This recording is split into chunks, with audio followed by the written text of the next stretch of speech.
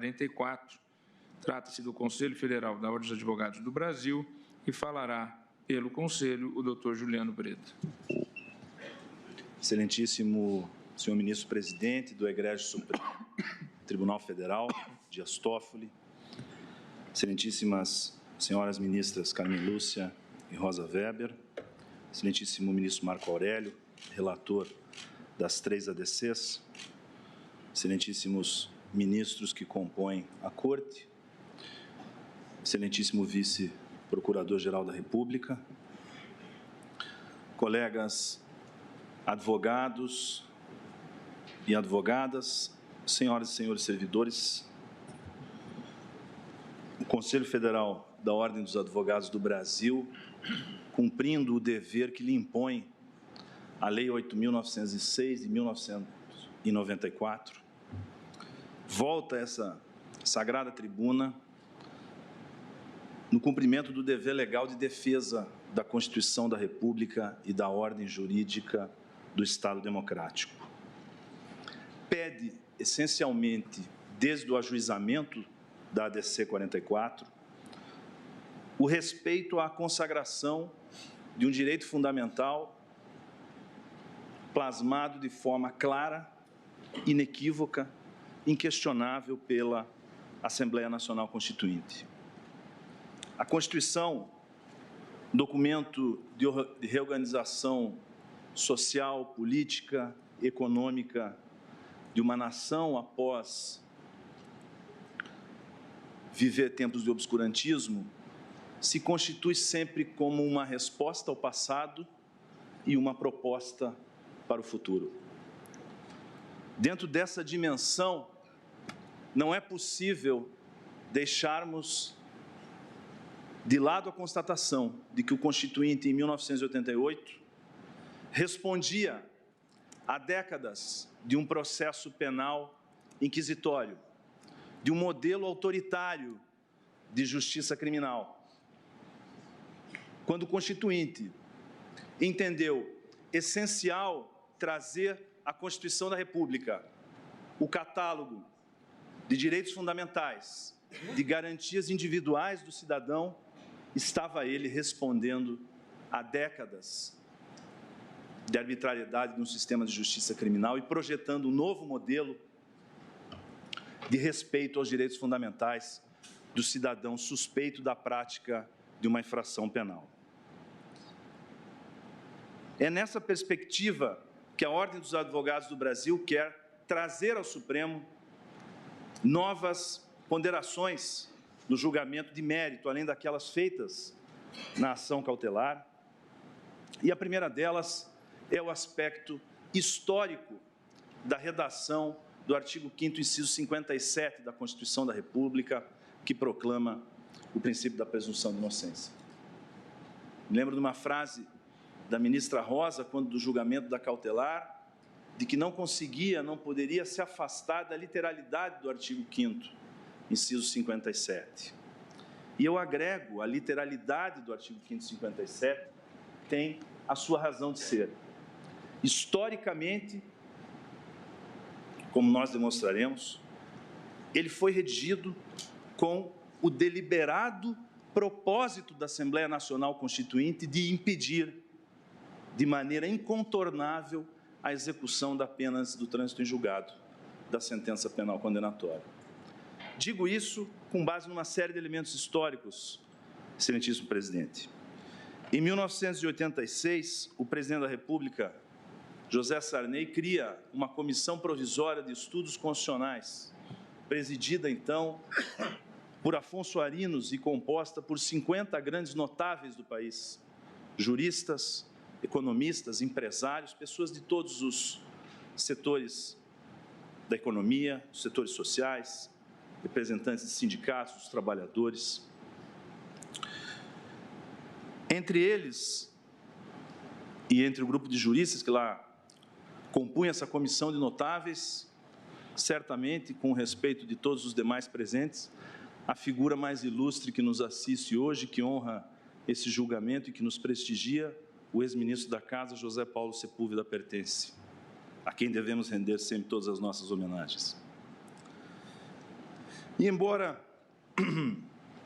o relatório, esse anteprojeto de Constituição da comissão presidida por Afonso Arinos não tenha formalizado o processo histórico da Assembleia Nacional Constituinte, não tenha sido protocolizado perante a Assembleia Nacional Constituinte, ele foi publicado pelo Presidente da República como uma sugestão prévia de início dos trabalhos. E o projeto, ministro Marco Aurélio, sugeria à Constituinte o seguinte texto, no artigo 43, parágrafo 7º. Presume-se inocente todo acusado até que haja declaração judicial de culpa. Era inegavelmente um texto que permitiria a execução antecipada da pena até mesmo após a decisão de primeira instância e, em mais especial, após a confirmação por parte dos tribunais. A Assembleia Nacional Constituinte começa os seus trabalhos e, originariamente, o relator oferece aos seus pares o seguinte texto: considera-se inocente todo cidadão até o trânsito em julgado de sentença penal condenatória. Portanto, o relator, desde o início, rejeitando aquela ideia, aquela proposta originária de que a execução da pena se vinculasse a simplesmente uma declaração judicial de culpa, desde logo, o relator da Constituição vincula a ideia de culpa, naquele caso de inocência, ao trânsito em julgado de uma sentença penal condenatória.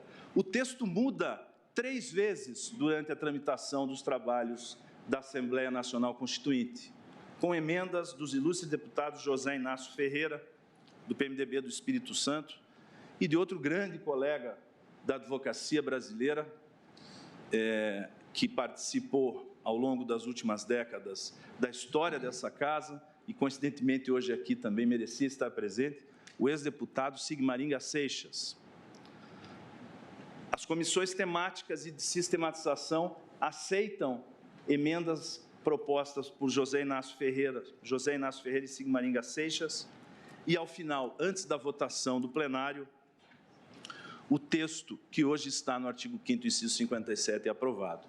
E nas emendas ao texto inicial, é dito de maneira muito clara que a alteração para a redação atual de que ninguém será considerado culpado até o trânsito em julgado da sentença condenatória era exatamente para se evitar as polêmicas decorrentes do conceito de presunção de inocência.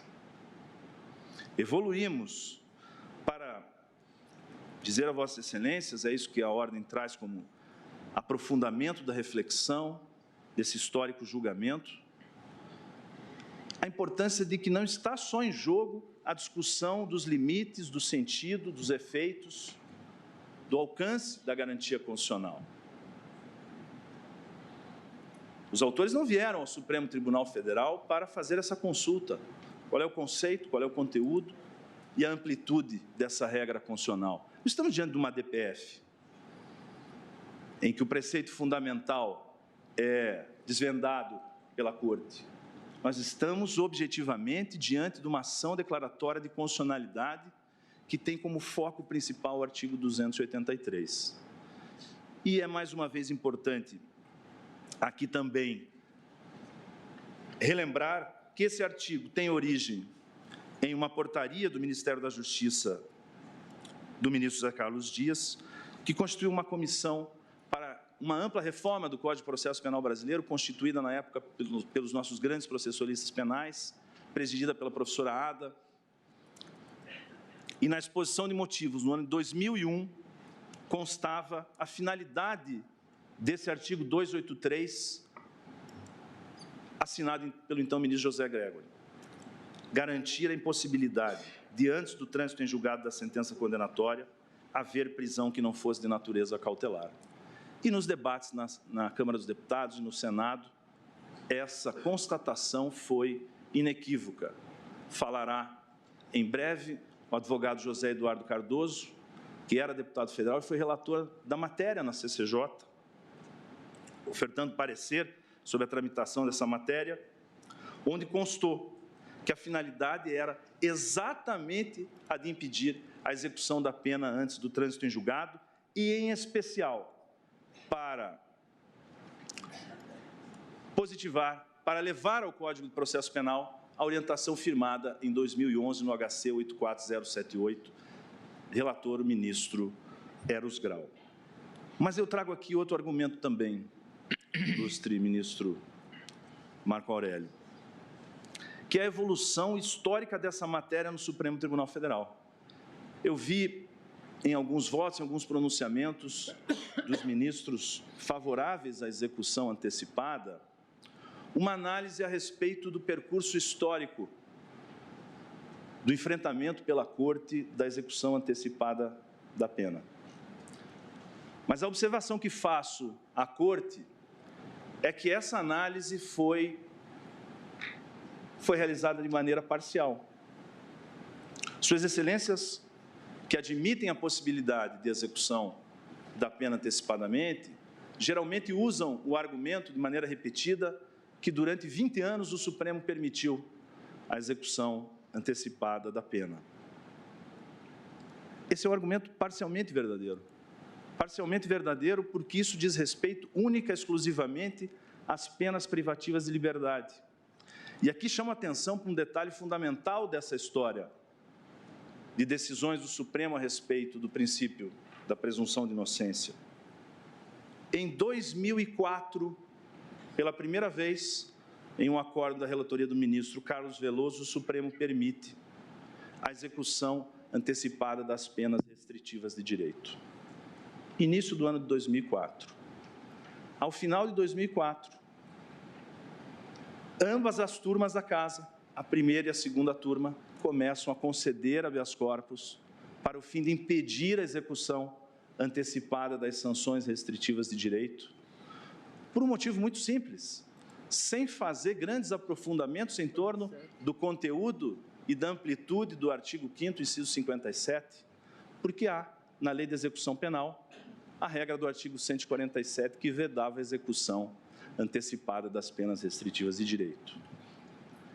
Falou-se muito ao longo desses últimos 3 anos que o Supremo sempre esteve dividido em relação à execução antecipada da pena, em relação às penas restritivas de direito, que se distinguem apenas na forma de cumprimento das penas privativas de liberdade, mas são identicamente sanções penais. No ano de 2006, todos os ministros desta Casa vedavam a execução antecipada das sanções restritivas de direito, em razão de uma norma infraconstitucional que vedava essa possibilidade. Repito, todos os ministros que compunham a Casa entendiam que, diante de uma lei infraconstitucional que vedasse a execução antecipada da pena, não poderia o Supremo permiti-la. Votavam dessa maneira ministros que entendiam pela possibilidade de execução da pena antecipada, da pena privativa de direitos antecipadamente. Ministro Carlos Veloso, ministra Ellen Grace, ministro Joaquim Barbosa, além, naquele tempo, do ministro Sepúlveda Pertence, Celso de Mello, Marco Aurélio, Gilmar Mendes, César Peluso, Aires Brito, Eros Grau e Ricardo Lewandowski. Embora integrando a Corte um pouco mais à frente, e não conseguimos localizar uma decisão específica da ministra Carmen Lúcia, mas também, Sua Excelência, em obiter dictum, no HC 92.275, de 22 de novembro de 2007, com base na compreensão unânime do Supremo à época, afirmou o seguinte: a pena privativa de liberdade fora substituída por 2 penas restritivas de direitos, as quais somente se executam depois do trânsito em julgado da condenação, artigo 147 da Lei de Execução Penal. Portanto, o argumento que queremos trazer nesse momento é que o enfrentamento dessa matéria deve se dar da mesma maneira, com a mesma objetividade e simplicidade com que lá em 2006 a unanimidade dos ministros dessa Casa entendia que não é possível executar antecipadamente uma condenação diante de uma norma específica que vede essa possibilidade. Em conclusão, senhor presidente, senhores ministros, o entendimento da Ordem dos Advogados do Brasil é no sentido de reafirmação da Constituição da República, é no sentido de reafirmação da independência e da liberdade do Poder Legislativo. Entende a Ordem dos Advogados do Brasil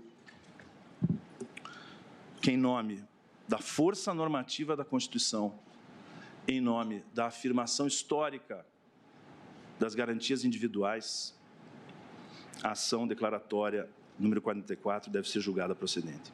Muito obrigado.